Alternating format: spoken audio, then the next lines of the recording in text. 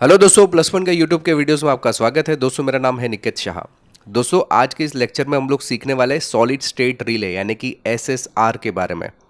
दोस्तों इसके अलावा हम लोग आज इस टॉपिक में और एक चीज़ को ऐड करने वाले हैं, वो है फ्लाई व्हील डायोड के बारे में।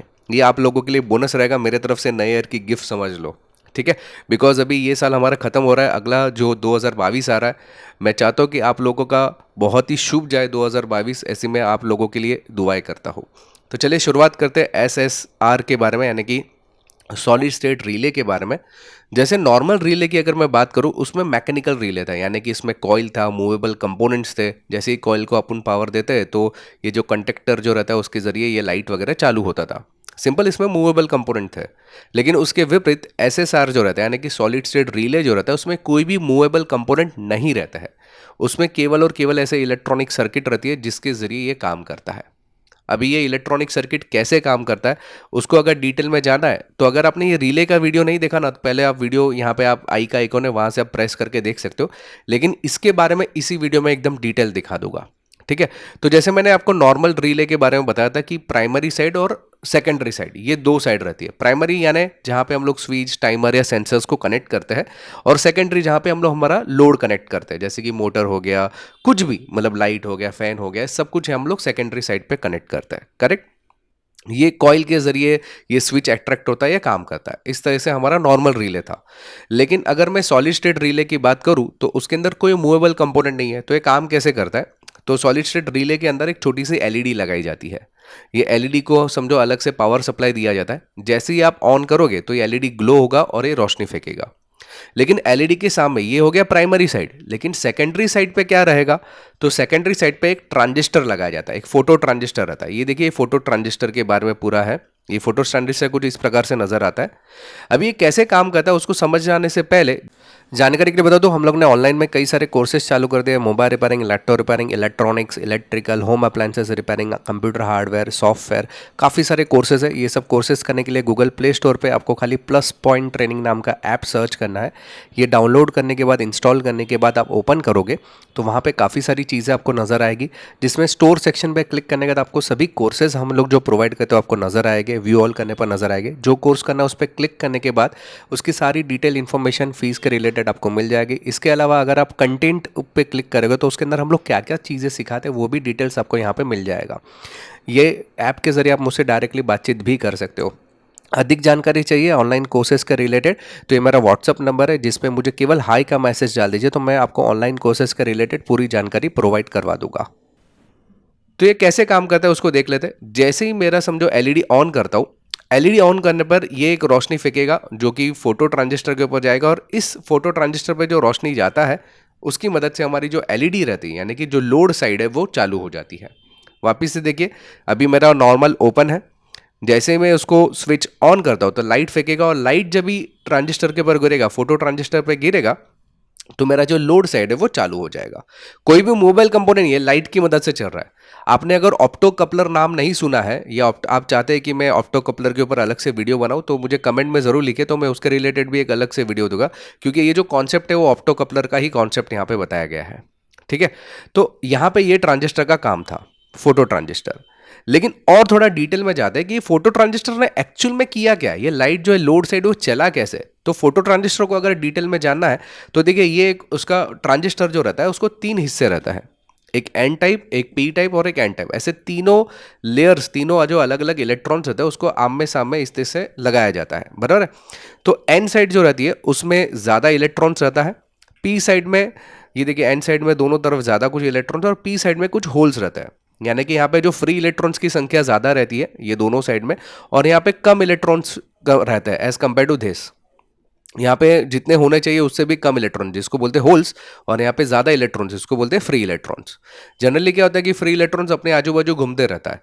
तो जैसे ही हम लोग उसको पावर सप्लाई नहीं देते तब तक कि क्या होता है कि ये आगे नहीं बढ़ता है। ये जो यहाँ पे फ्री इलेक्ट्रॉन्स घूम रहे हैं यहाँ से आगे नहीं बढ़ पाएंगे। क्यों नहीं बढ़ पाएंगे, क्योंकि इसके जो होल्स रहते हैं वो यहाँ से इलेक्ट्रॉन्स लेके खुद को स्टेबल कर देते। तो यहाँ पे भी इलेक्ट्रॉन्स नहीं है, इधर भी इलेक्ट्रॉन्स नहीं है। तो ये जो इलेक्ट्रॉन्स नहीं है तो ये आगे नहीं बढ़ सकता, बराबर है। तो आगे नहीं बढ़ेगा तो करंट कंडक्ट नहीं होगा, करंट आगे बढ़ेगा ही नहीं। तो जब भी उसके बाद रोशनी हम लोग डालते हैं, यानी कि फोटॉन्स, यानी कि जैसे ही हम लोग उसके बाद लाइट डालते हैं, जो सामने वाली एलईडी लाइट चालू होती है, तो ये लाइट की मदद से क्या होगा कि ये जो इलेक्ट्रॉन जो है वो आगे बढ़ना चालू हो जाएंगे। ये देखिए अपनी जगह बदल के आगे बढ़ रहा है, इस दिशा में इलेक्ट्रॉन्स बढ़ रहे हैं, और जिस दिशा में इलेक्ट्रॉन्स बढ़ेगा उस हिसाब से करंट भी बढ़ेगा, क्योंकि electrons is equal to flow of current. तो इस तरह से जो काम करता है, यानी हुआ क्या कि एलईडी को जैसे ही हम लोग ने ऑन किया, ये रोशनी इसके ऊपर करी, तो यहाँ पे एन टाइप जो इलेक्ट्रॉन्स थे, एन में फ्री इलेक्ट्रॉन्स थे, पी में होल्स थे, और बाकी में भी एन में फ्री इलेक्ट्रॉन थे। तो ये जैसे ही कंडक्शन चालू हो गया, मेरे इलेक्ट्रॉन्स फ्लो होना चालू हो गए और मेरा करंट पास होना चालू हो गया। लाइट हटा दी तो लाइट हटाने पर ये बंद हो जाएगा। इस तरीके से ये काम करता है। समझ में आ रही बात? तो ये है हमारा SSR, यानी कि सॉलिड स्टेट रिले। चलिए अभी बात करते हैं हम लोग फ्री व्हील डायोड के बारे में। हालांकि ये फ्री व्हील डायोड की सर्किट है, इसको समझा देता हूं मैं पहले आराम से। तो देखो ये एक नॉर्मल सर्किट है, ओके। यहाँ पे मैंने क्या किया, एक कॉइल लगाई है, यानी कि ये इंडक्टर लगाया है, और उसी सर्किट में पैरेलली मैंने एक एलईडी को लगाया गया है, ठीक है। और यहाँ पे मेरा पावर सप्लाई है। जैसे ही मैं ऑन करूँ, ऑन करने पर क्या होगा, जैसे ही समझो मैंने यहाँ पे ऑन किया तो ये एलईडी जो है ग्लो होना चालू हो जाएगा, और एलईडी ग्लो होगा तो यहाँ पे कुछ मैग्नेटिक फील्ड भी चालू हो जाएगी, क्योंकि ये इलेक्ट्रॉन्स जो रहते हैं जब भी इसमें से पसार होते हैं कॉइल में से, तो यहाँ पे एक बड़ा सा इलेक्ट्रोमैग्नेटिक जनरेट होता है, करेक्ट। ये तो नॉर्मल हो गया। लेकिन क्या होगा अगर मैं ये बटन, यानी कि जो मेरा स्विच है, उसको ऑफ कर दूं तो जैसे ही मैंने स्विच ऑफ किया, इलेक्ट्रॉन्स थोड़ी देर तक रहेंगे, थोड़ी देर के बाद वो धीरे धीरे धीरे डिसअपेयर हो जाएंगे, और मेरा जो लाइट है वो बंद हो जाएगा।